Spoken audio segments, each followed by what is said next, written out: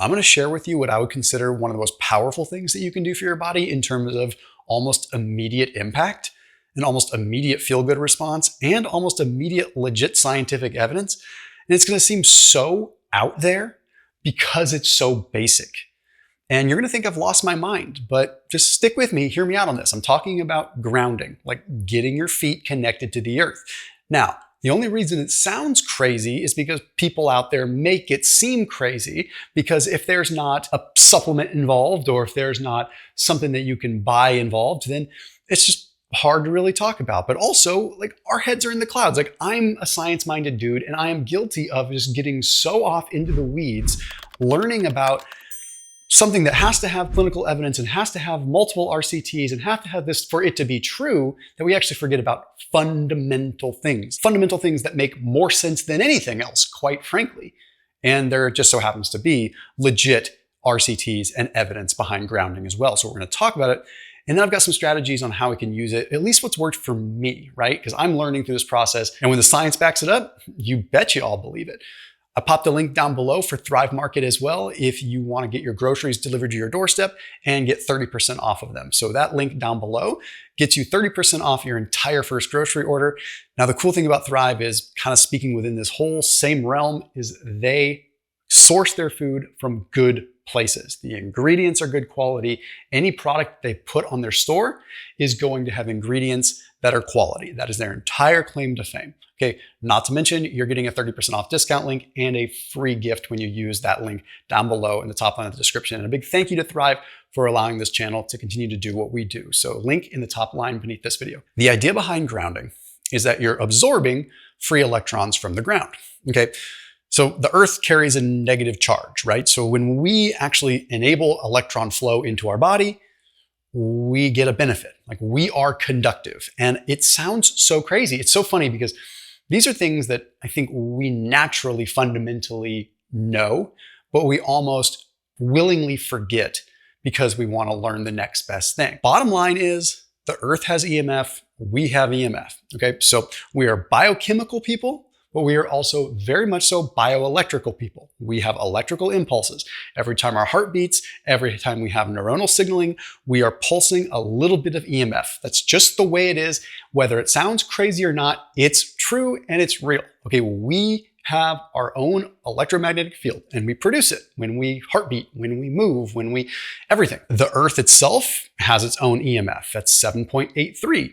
And as biological creatures, we are probably designed to be in harmony with that. Okay, but of course, we do have things that interfere with that. We have all kinds of things. We're also not touching the earth very often. So we're in essence sort of floating in our own EMF, right? The goal is to recalibrate with natural EMF and get away from more of the synthetic EMF. And I think, there's a lot of things out there to like block EMF and to do this. And I'm here for it. Okay, I get it. But one of the simplest things that we could do is just put our feet on the ground. And again, we'll talk about how long to do it and stuff like that. So the first body of literature I want to look at is looking at the anti-inflammatory aspect of this. This is particularly fascinating. So this study first is from a massive review, a big review that was published in 2020 in Explore. And it was a compilation of randomized controlled trials, like legit RCTs. So one of the first studies that it looked at in this report was the 2004 study, which is one of the early studies on grounding. And if you look at the image on the screen, these are taken 30 minutes apart. So in this particular study, they were looking at inflammation and they were using thermal imaging to be able to see that inflammation. So 30 minutes with the feet on the ground made a monumental difference in inflammatory markers, or in this case, imaging. But then there was another study published in the Journal of Alternative and Complementary Medicine. This was cool because it looked at people that are, more like me. They were into working out. So they looked at delayed onset muscle soreness.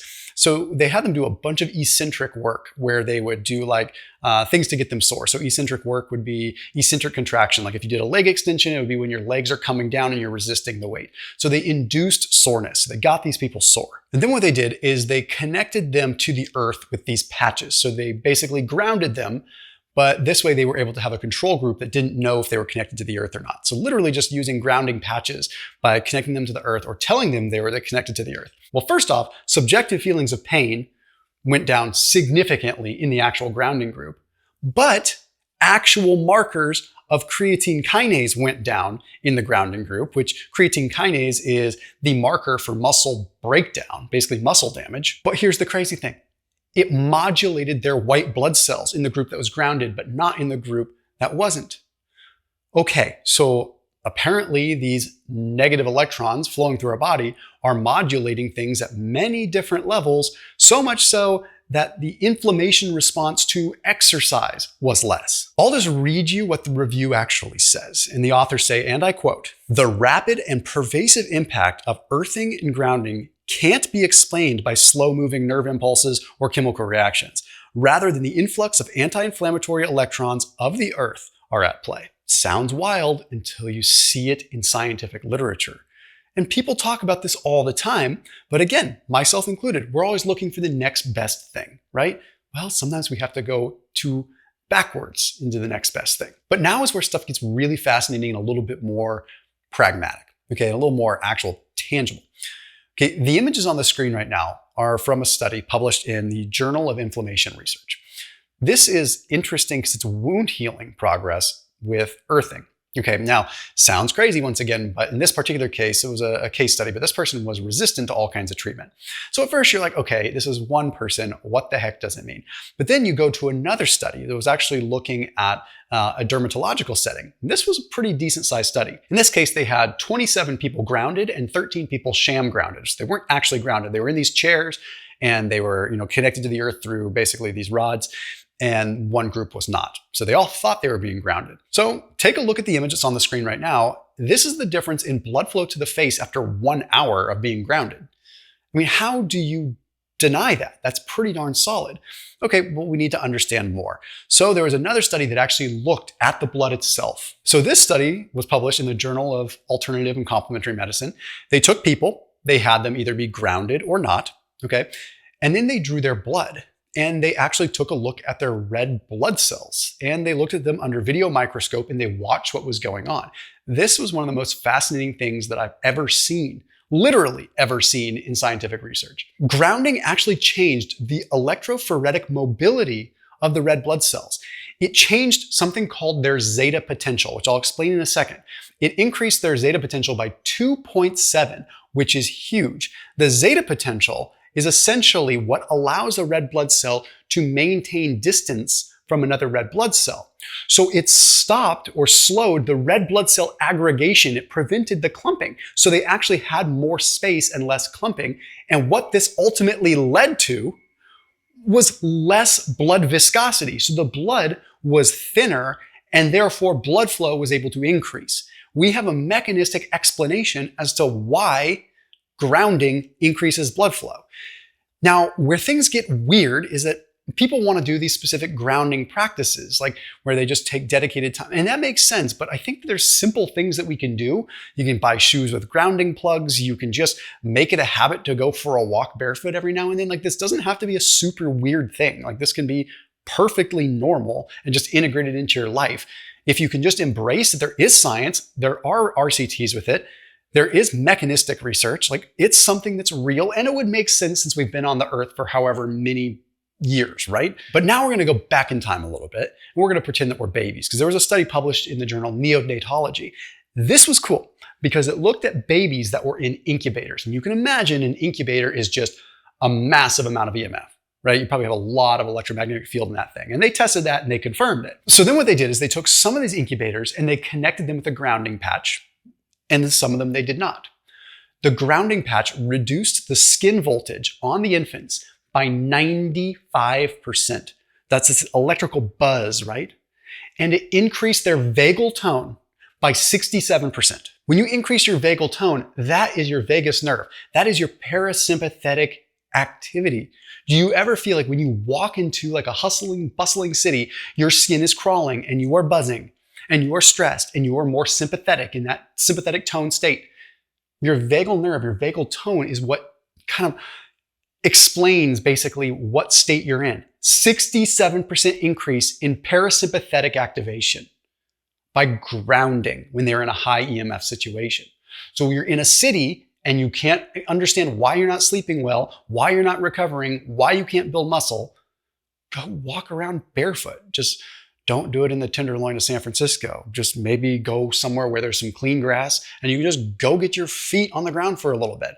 Or again, get a grounding plug or shoes that have grounding plugs. Lastly, there was a study on sleep published in the Journal of Alternative and Complementary Medicine once again. This one was really interesting because it took people that had disturbed sleep. They just did not sleep well.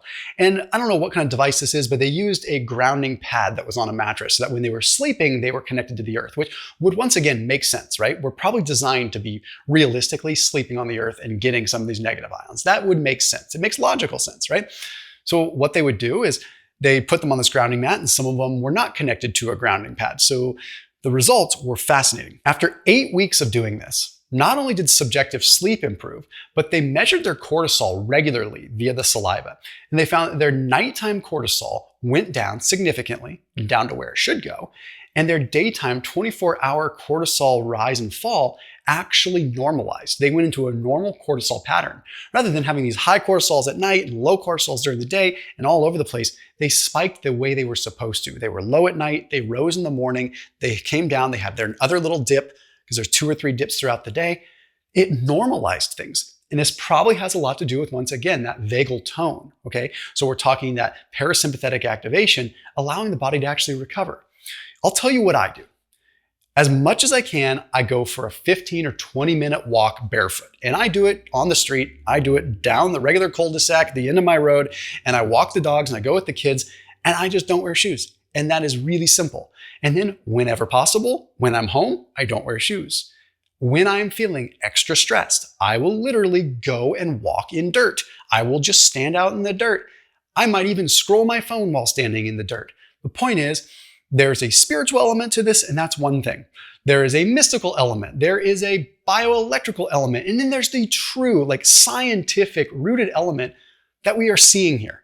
This bioelectricity, or EMF, which is such a real thing. And this isn't even to say that we need to block EMF and do that. I'm not even going down that rabbit hole, although I think there's merit there. I'm just talking about encouraging people to take the time from an anti-inflammatory perspective and an energetic perspective, ground for a little bit. Who cares if you're crazy? I'll probably take some hits for this one too, but you know what? I'll keep doing it because it works. I'll see you tomorrow.